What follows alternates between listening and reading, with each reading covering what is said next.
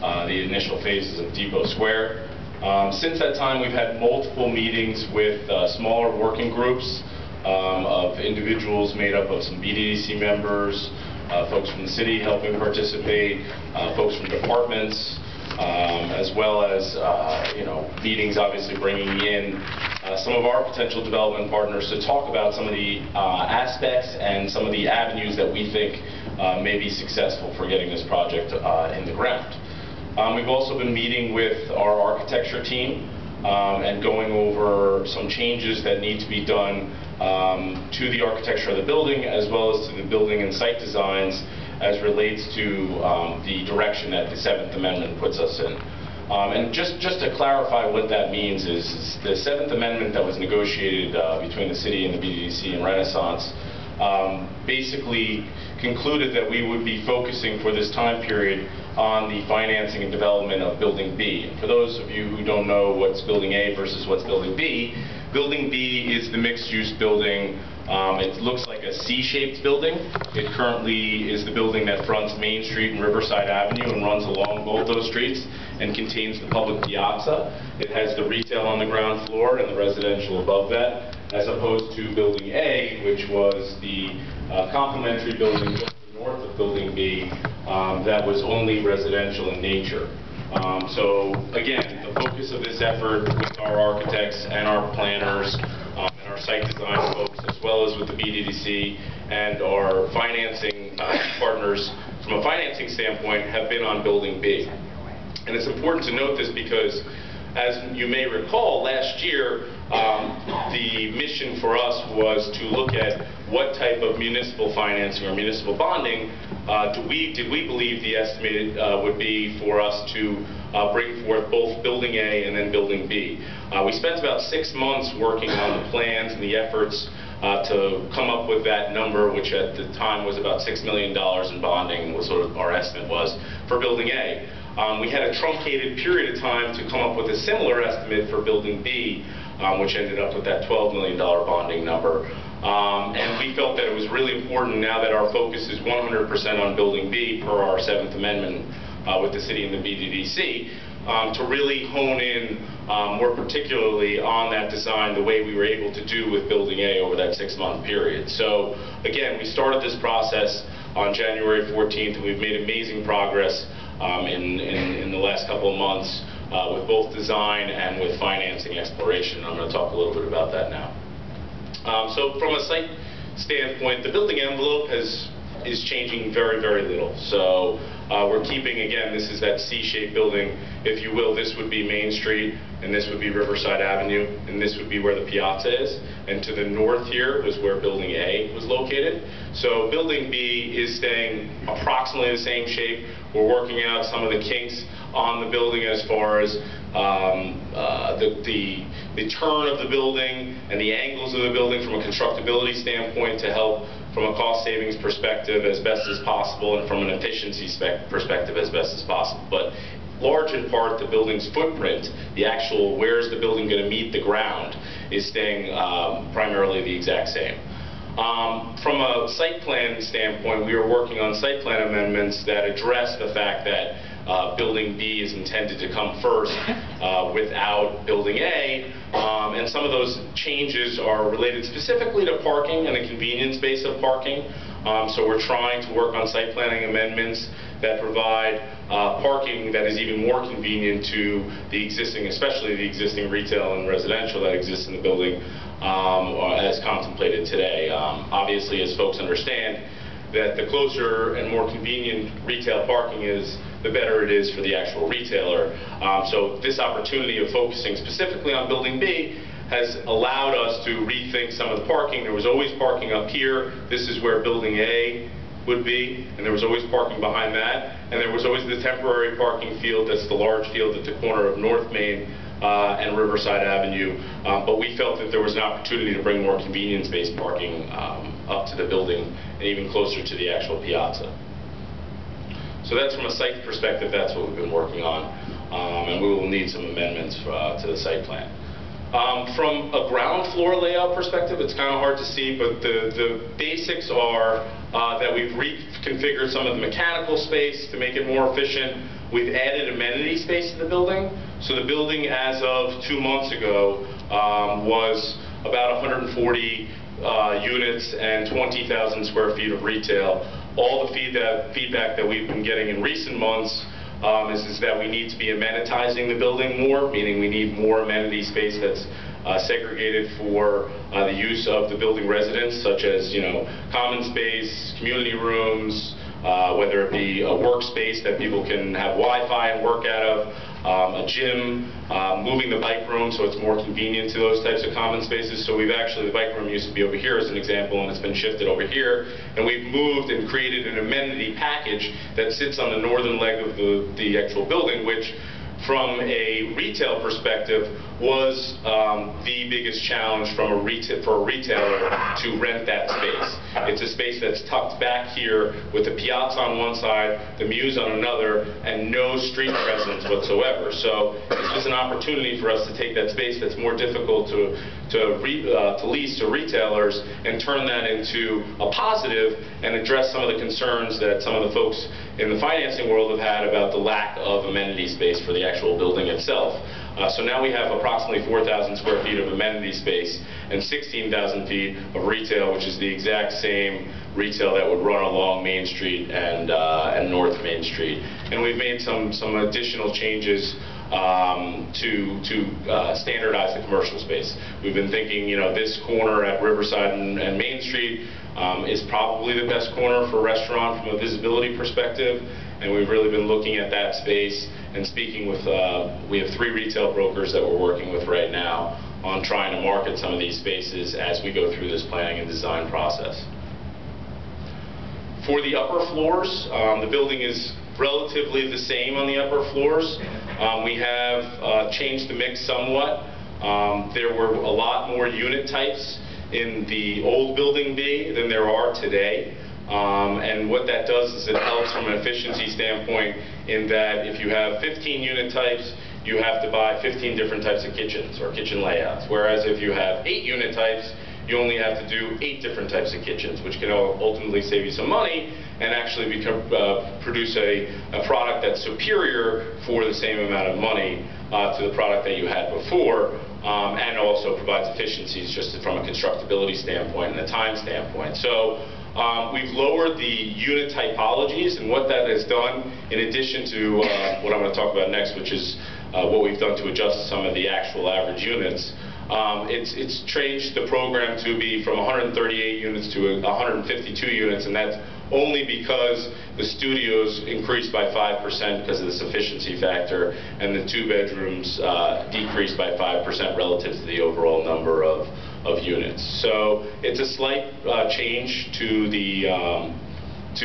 configuration and to the different unit typologies, and a slight change to the program. But ultimately, it's basically the same building, and it has more efficient units. So that's something that's very important, and larger units. The old building B had efficiency units and some studio units that we thought were a challenge from a leasing perspective over the last year as we've gone through some iterations of financing this building. So we've been able to standardize and get rid of some of those smaller micro type units that we thought ultimately were going to be difficult to lease. So just as an example, there was a unit that was 340 square feet, micro studio unit. That unit is now replaced with 412 square feet, a 412 square foot smaller efficiency or studio unit. And because of the financing mechanisms that we've been exploring, there was a need for us to comply to certain architectural standards, and I'm going to talk more about this specific financing tool that we're looking at now. But before I get to that, please understand that we had to work within the boundaries of how that financing works from a constructability standard, meaning they had exact amount of percentages within the living room that could be furnishings versus open space. They had exact amount of ADA compliance that was necessary to the bathrooms versus the common space within the unit itself. So there was adherence that needed to be done in going through this redesign exercise to these requirements. So that was done for the studios, for the 1-bedroom units. All these are getting bigger, And for the 2 bedrooms, this is one of the smaller of the 2 bedrooms, but it's still within the range of the largest of our old 2 bedroom. And it's still the same 2-bed, 2-bath configuration, but it meets these requirements and it fits in the building better to make up for some of those odd angles. Most of the 2 bedrooms sit in the corners because they're the really tough places to make units work. So we're able to configure those units in a way so that they take up some of the inefficiency spaces that exist in the corners of the buildings. So from an underwriting standpoint, this has been our main mission. In our submissions for Building B back in 2014, we had this proposed capital stack. And when I say capital stack, that's the amount that's being invested by every different entity in making the project occur. At the time, out of the amount that we were looking to invest in this project, or that was needed to build this project, Building B, it was approximately 7% would be private equity, about 47% would have been a construction loan that would have turned into a permanent mortgage, which is, again, private responsibility from a money standpoint. And then we had about 46% of the money needed to build the buildings was estimated to be in that $12 million bond, so that City of Bristol bonding exercise. And we also looked, at the time, we had some requests for tax abatements and then deferral of permits and fees and land price and how that was going to work as well.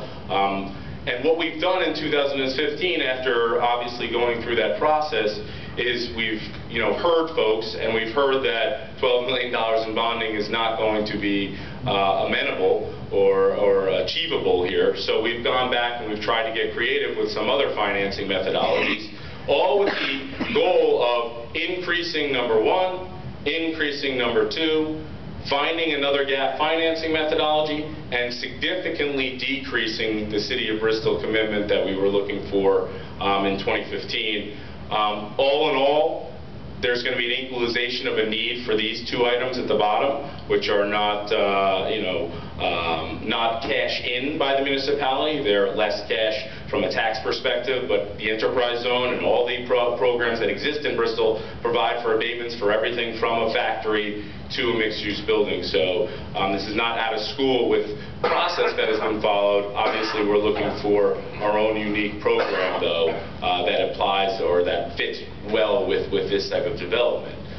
So all those being equal, the bottom line is that we're really working hard to reduce this 46% number, and so far, our feeling is that we can bring that number down dramatically, so well under 20 and potentially under 15% of the project. And that's where we're trying to get to right now, because there was obviously pushback on the estimates that came with the bond financing that we had proposed last year. So this is the mission that I'm going through, and the purpose of this evening is for me to start talking about this gap financing program that we've identified, and at the same time let you know that my goal is that by next month to have the actual numbers that fit into the 2015 category. So we're going to be talking about the range comparisons of the 2014 numbers to the 2015 numbers and show you how dramatic this down arrow can really be and how dramatic these upper arrows can be to move this project forward. So CHAMP financing. So the CHAMP financing program is a multifamily housing financial gap assistance program. It's low interest loan money that comes from the state, and it's for workforce housing development.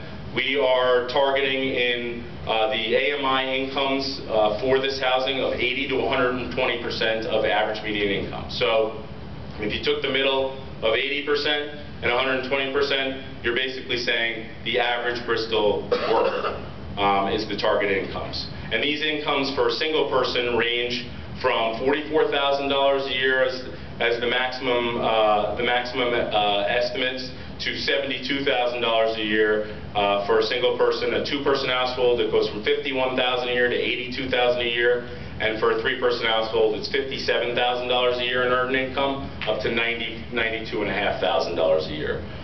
So these are Hartford and West Hartford and Hartford County numbers. So they're actually brought up, these income numbers, from the Bristol numbers. Bristol's average median income is lower than the Hartford, West Hartford and county numbers. So this actually brings the income requirement numbers higher than they would normally be.